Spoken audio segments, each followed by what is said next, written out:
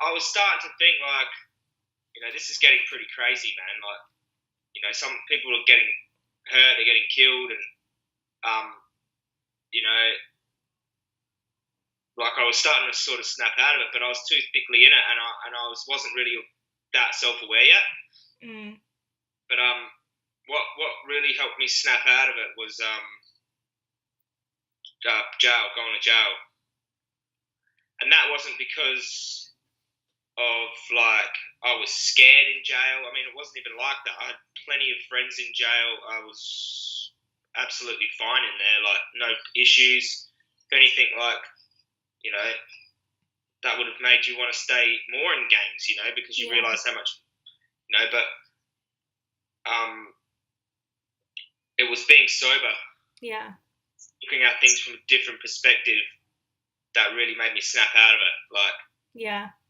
if I was in jail doing drugs, drinking and stuff, and it would have been different me. Like, I would have been like a lot more violent in there, getting in more fights, more.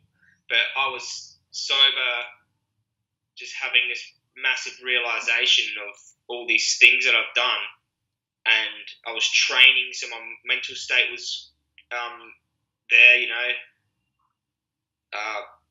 When I got to a medium security prison, I was eating a lot of fruits and vegetables mainly, and I was still eating chicken breasts and skim milk because I thought I needed protein. But yeah, I was eating predominantly raw fruits and vegetables, and just sober. And I was just like looking at my life from this bird's eye view, like, look at all this. What am I doing? Like, do I want to be in here? And then when you see all the lifers and the people doing life and doing like 10 years, 5 years, and just all the gangs in there warring with each other all the time, and I was just like, fuck this for a life. Yeah. Fuck this for a life. I can, do better. So was it just, it came kind of naturally to you, or was there someone else who was, I guess, vegan in there, or inspired you, or it was just all from within?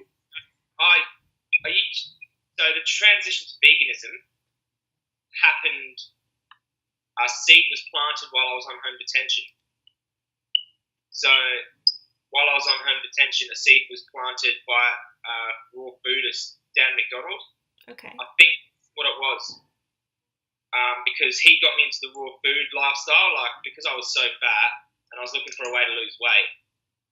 So I started juicing, and I lost bulk weight heaps quick, and I was just kept on it, and I felt really amazing because but I was still drinking, using drugs and that, but I was like, wow, I feel so good. Like, imagine just smashing the meat, dairy, eggs, cheese every morning for breakfast, eating pork chops and just massive big Nutella sandwiches, all the just burgers, and then going from not that to just pure greens and ginger and lemons and apples, and I was like, wow. But anyway, it was like I just had a big hit of drugs. I was like, whoa.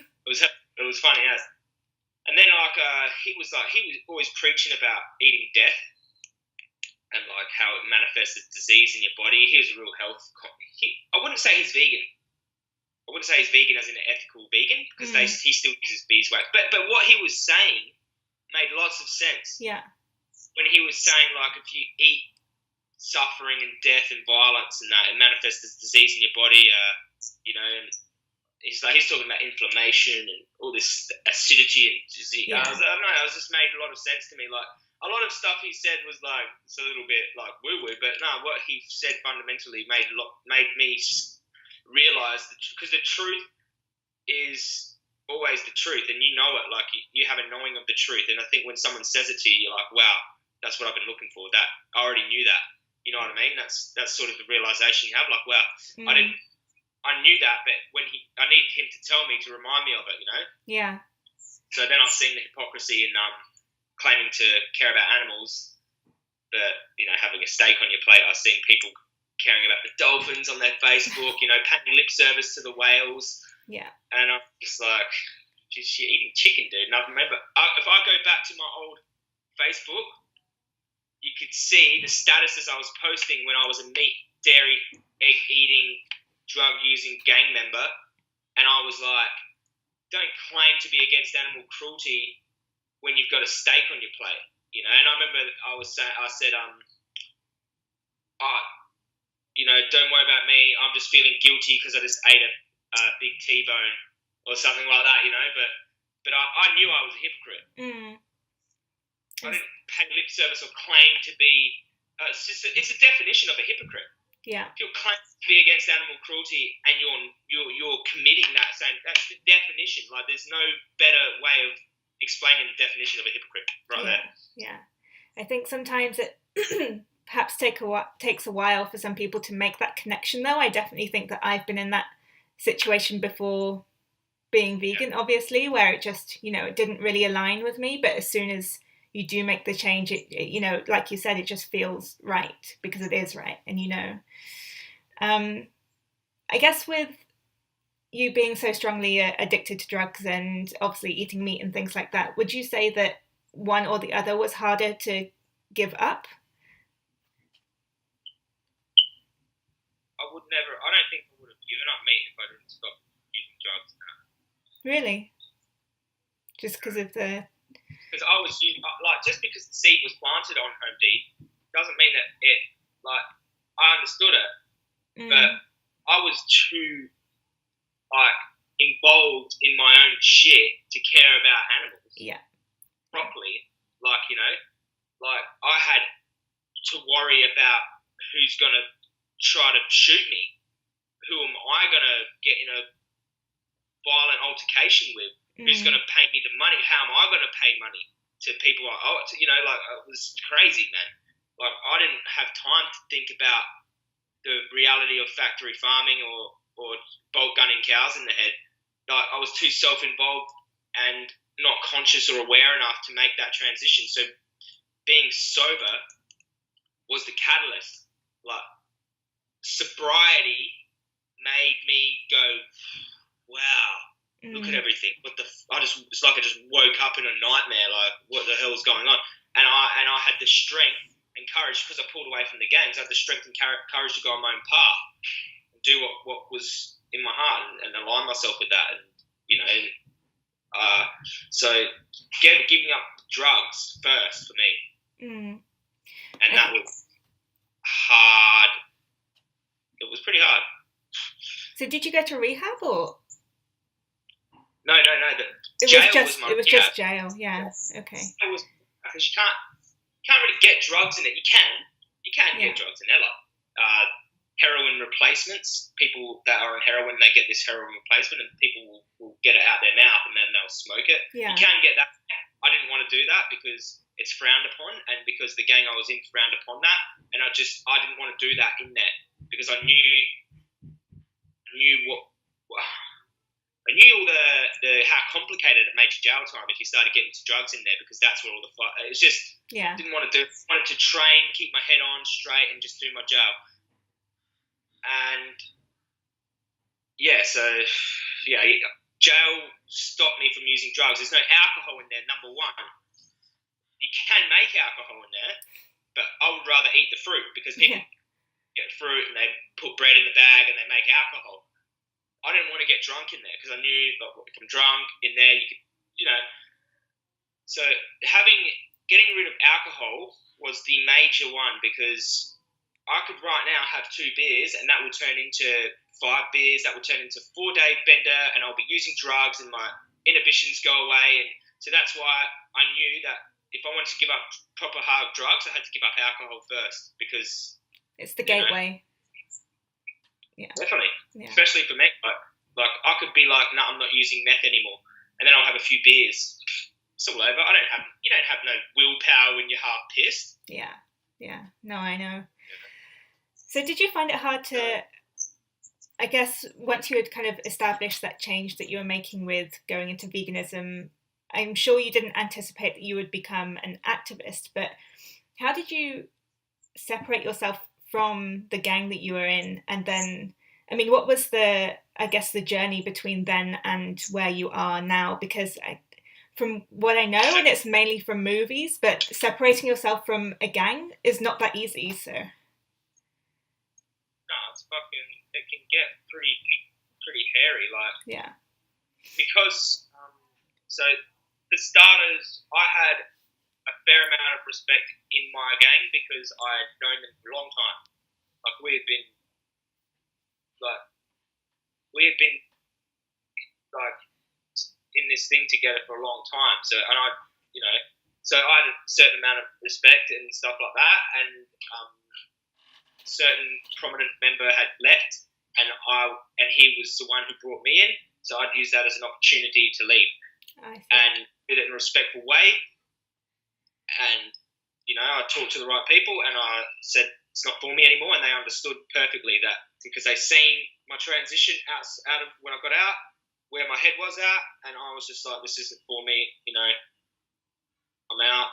And then I kept to myself, I did not leave and start mixing with other gangs and start doing this stupid. I left, stayed sober, put my head down, kept to myself. I didn't go out and start being an idiot elsewhere, and you have to be street smart, and I was out. They knew when I was out of there, out of that gang, I was out completely of that life. If I'd left that gang and started mixing with other, like politics and shit like that, but no, I really wanted out. I wanted out of everything, that whole life. Yeah. So that's the difference. Like, So, and it took a few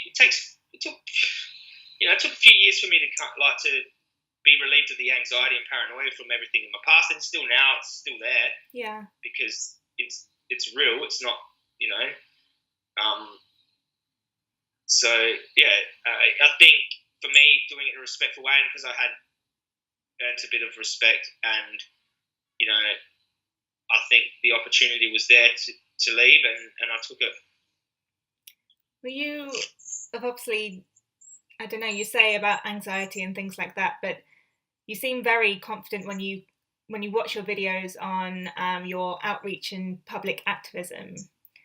Do you think that your past has given you that confidence? Do you think it's kind of enabled you to do what you do in some ways? Yeah, 100%. I mean, I've been in altercations my whole life, but I think what makes it easier is knowing that what you're speaking for matters, and that it is you can't deny it. Yeah. Suffering, you can't deny it. Even if you try to deny the suffering part of it, you can't deny that it's wrong to bolt gun a cow in the head no matter how nice you've treated it. So there's no way out of this discussion. And I think defending animals is a noble cause. I think it's the most noble cause, because if you look into your dog's eyes, you know that dog trusts you so much. Like, the animals, they trust us so much, and look what we do to them. Like, it is the ultimate betrayal. I can't express it more. So when I'm out there talking to people about it, I've got nothing but confidence.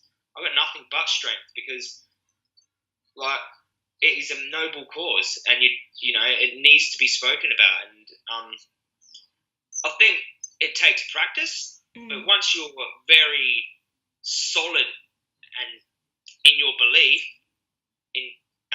it makes it easier. And you need to be educated, of course, and that helps too, like answering people's questions and justifications and things like that. But definitely the old gang life, getting in punch ups all the time and big fights and stuff, and dealing with some really hectic people. Like, I've had some really scary people in my face, like, who the fucking murder? So yeah, being in intense situations like that has helped me in my activism. I feel like I've learned life skills and experience and stuff like that. But I think that the major thing is, even Earthling Ed. Look at Earthling Ed. He hasn't had no past of gangs and violence, but he is very courageous activist. Yeah, he is. Courageous because he's been in multiple gang wars. He's courageous because he knows what he's speaking for. Are these innocent? He's putting himself on the line because it's full on. Like, imagine being a cow getting chopped into pieces. He knows that, and it overrides him. It overrides his sense of insecurities and stuff like that, and that's what it's all about. I need to get to that point. It's tough. We're not even. Are we recording this? I am, yeah. Is that okay? Awesome. On your computer? Yeah. Oh, wow. Is that cool? Is it good? Yeah, that's good. Well, yeah, I guess that my issue would be handling any of the aggression or critique and the negative kind of responses that you get from it. So for someone, I think that's actually a lot of people would worry about that. How do you deal with it? Simple. Very simply. You remain emotionally detached and you ask a very, very good question. So they start getting angry about something. You just ask them a very logical, intelligent question that would lead them to their own conclusion. So you don't. If you see someone getting argumentative, don't engage in their argument with them. You ask them a question that will snap them out of it. You know what I mean? So like, my mum has a farm and we look after our animals really well. Okay, that's fine. But where do you send them afterwards? Where do you send them after you've looked after them really well? I'm sure your mum does look after the cows and pigs very well. I'm not debating that at all with you. But where does she send them? It's good. Okay, and that's all you say. You don't have to yell or scream or shout, and I don't think that that's going to be an effective exchange anyway.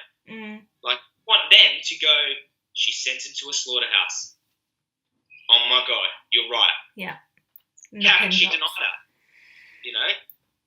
Yeah. So you don't ever feel that, because you're so passionate and you have so much energy behind all of this, do you ever and it's such a huge thing, which, you know, I don't know if we're ever going to see a vegan world in our lifetime. Does that ever get you down? And how do you deal with the emotion behind everything that's going on? Because it's horrific once you know about it, about the industries. Like one of my mentors, Gary Yourofsky, would say, it's bittersweet knowing the truth, which is so true, because sweet because you have this awareness, you know the truth now, and wow, you can really navigate your life with that knowing, and you can but bitter because obviously you know the reality of the suffering, the magnitude of what's happening, because the numbers are just, you can't conceptualize the numbers, like trillions. Yeah. We're talking trillions, like, of animals being slaughtered, and like, you know, every day thousands of new meat eaters are getting born into the world, you know. So like, obviously I don't try to focus on that. I just try to focus on, okay, what am I going to do for my next activism? I've got some footage here. How can I edit it in a way, put some time into the editing so that, you know, the people that do watch it go, wow, this is really educational, and wow, I don't want to eat meat anymore. That's all we can do. Just do what you can.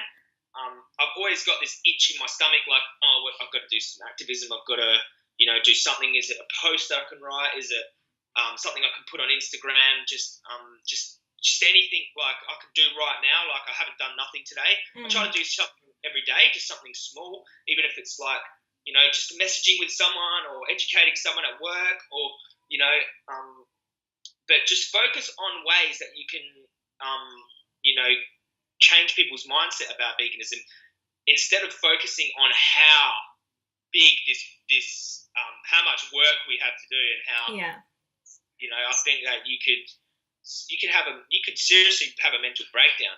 Now, another thing I want to say about that is, if you're the type of person who can't face the reality of, like, obviously if you're already vegan, it's fine. You don't have to face what we face as activists on the street with showing people this slaughter footage. It could be distressing to some people. That's why I think there's certain types of activism for certain types of personalities.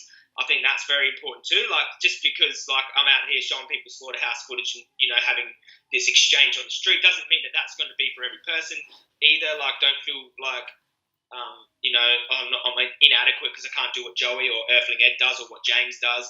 I think everyone can do something in their own way. So, obviously, looking at the reality of, like, a gas chamber every day, if you're, like, very empathic, well, I'm empathetic too, but, like, you know, if you're very, you know, sensitive soft to it, it can distress you, and you won't be a good activist if you're mentally, you know, distressed all the time and stuff like that. So that's an important thing to note as well. Do you have for all of the, I guess, negative responses you get, do you tend to get a good amount of success stories out of the activism you do each time? Yeah, sure, for sure. And you know what? You might get some messages from people that have decided to message you and say, yeah, you heard we turned vegan and this and that. And every now and then I'll post one. I'll be like, yep, this person's a legend. I'll post it to hold them accountable. Stay vegan, stay vegan. It's on Instagram now. But like, yeah, I'll get responses from people. And you know what I found is most heartwarming is that other vegans have decided to be activists because I've inspired them to. Now, that is called the buy effect. I don't know if you've heard the standard buy effect is like when there's a car accident and like there'd be like a bunch of people standing by and then one person will run up and like start helping the person in the car and then everyone will run up because they're just like it takes one person. It's kind of like the activism is like people see us out there and doing this and they're like, well, I can do that.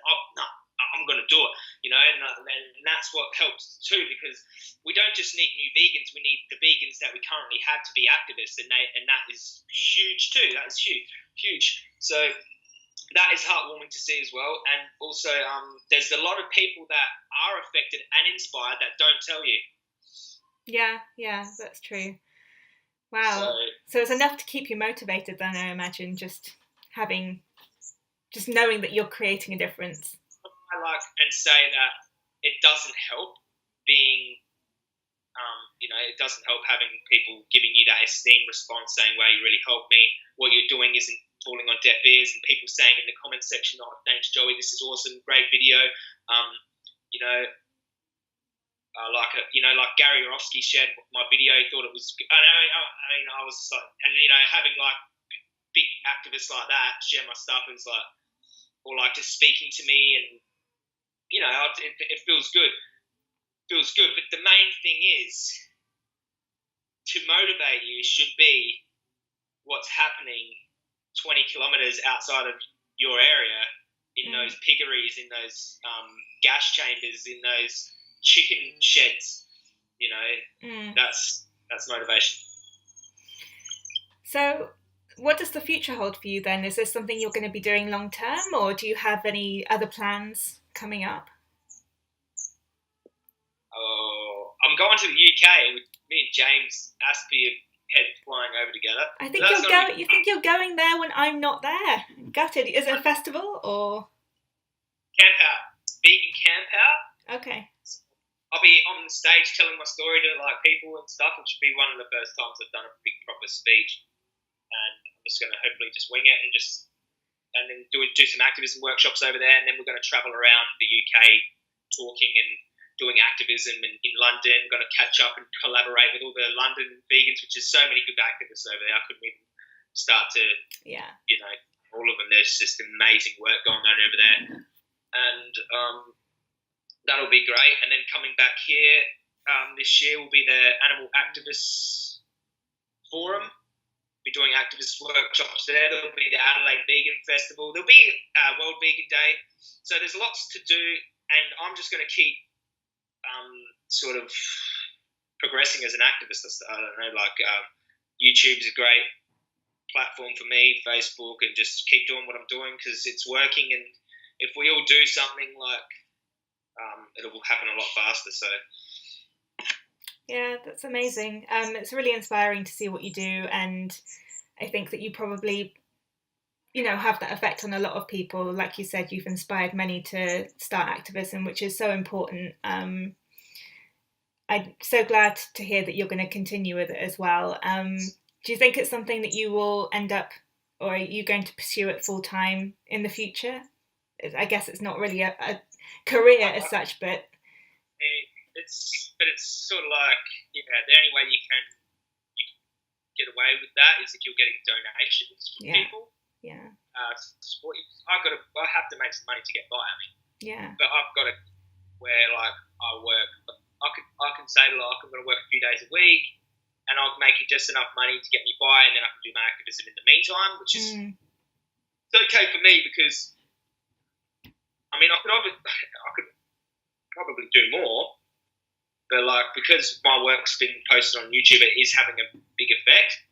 So my time is getting used wisely. Like if I was just doing my stuff on the streets, no one would even know about me. It would just be those few hundred people that I affect on the streets. But because I do my stuff and I put it up on YouTube, it affects more people, so it's a better use of my time. And I encourage other activists to do the same.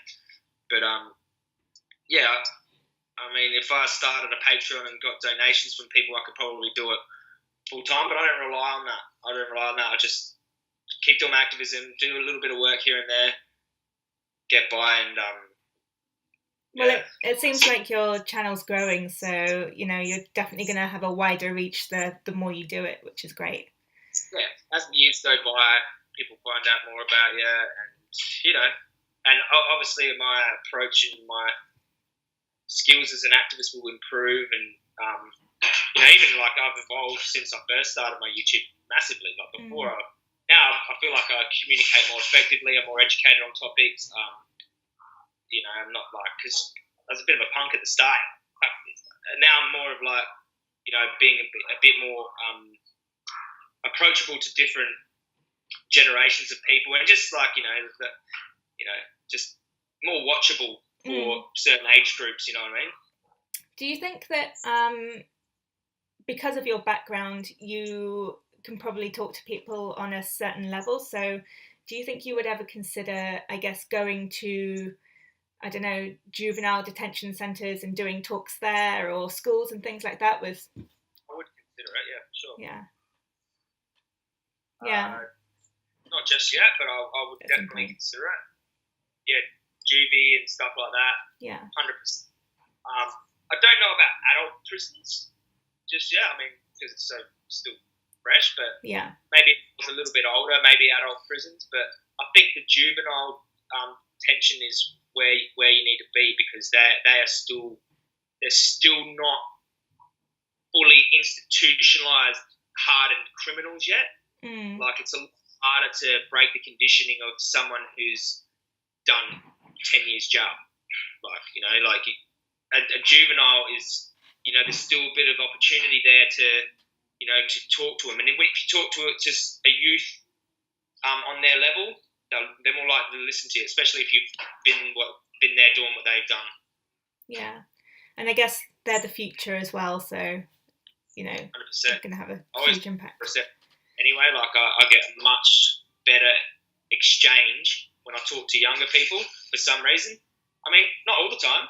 Sometimes it's older people, but I've found more often than not, the younger people understand so much easier. Like you don't really have to play these mental moral gymnastics with them, because they haven't had this evil society imprinted and conditioned into them for very long, So they're easy to reach. I guess they haven't had that social conditioning for quite as long, so definitely. And I only have one more question for you. I guess I want to know how you, because you do so much activism, you said so yourself, you kind of are conscious that you want to make sure you're doing something, even if it's small, every day. How do you balance your time so you are compassionate to yourself as well and you don't burn out? Because I know a lot of activists who really do and can really kind of damage themselves, and then at the end of the day they become not really that effective in their activism because of it. I think just being aware, you need to nourish yourself, getting enough sleep, exercise can help, but just so you can do you can do a small amount of workload but make it very effective. Okay, so if you make a 3-minute Facebook video that goes viral and it took you 5 hours to do editing and stuff, or you might stretch those 5 hours of editing over 3 days. Okay, so you'd be like 2 hours into it, you'd be like, oh my god, this is really stressful right now. I'm going to take a break, make an Instagram post, go to sleep, get up, look at it again. All right? And you could stretch that 5, 6 hours, 7 hours of editing over 3 days, and you could post it, bang, gets 50,000 views. 50,000 people, and then you're in the comment section, 300 people commenting, and you're like, no protein is found in plants, boom, boom, boom, boom, boom, boom. Okay? Yeah. Now that is equivalent to 3 months out on the streets. I don't care what you say. I don't care what you say. 3 months out on the streets, you're talking to 20 people every week. All right? Doesn't come close to the 7 hours editing that you spent on a video. Put the time into it. Put it up on Facebook. Affected heaps of people. Thousands of meat eaters seen it. Vegans are sharing it with their meat eating friends left, right, and centre, and they're just like, it's coming up in my feed. I have to watch it. Vegans, oh my god! You're not going to get that type of effectiveness out on the streets, stressing out as an activist. Like, you have to be smart. Of course, do the street work, but think about it as well. Like, if you're giving yourself a bit of a break here and there, and do something like a video or something like that, like then you can really save energy as an activist, so you have more to give as well. You just have to be mindful of that. Yeah. What are some other techniques? Just people be like meditate and all this stuff, which I've never really got into, but I know it's good, and I know it's going to be good for me to listen to James, watching James. Yeah. So yeah. Some really good tips, and yeah, YouTube's done amazing for veganism and the reach. I think it's incredible. I think I've learnt most of my stuff about it from YouTube. It's great. I mean, look at Gary's speech. He what did he talking like? I don't even know how thousands of speeches he's done all over America, like all over Israel. But one of his speeches was uploaded to YouTube, went viral. Yeah. I mean, millions of people seen it. One speech. And he didn't even put it up. Someone filmed it in the crowd. He didn't even know.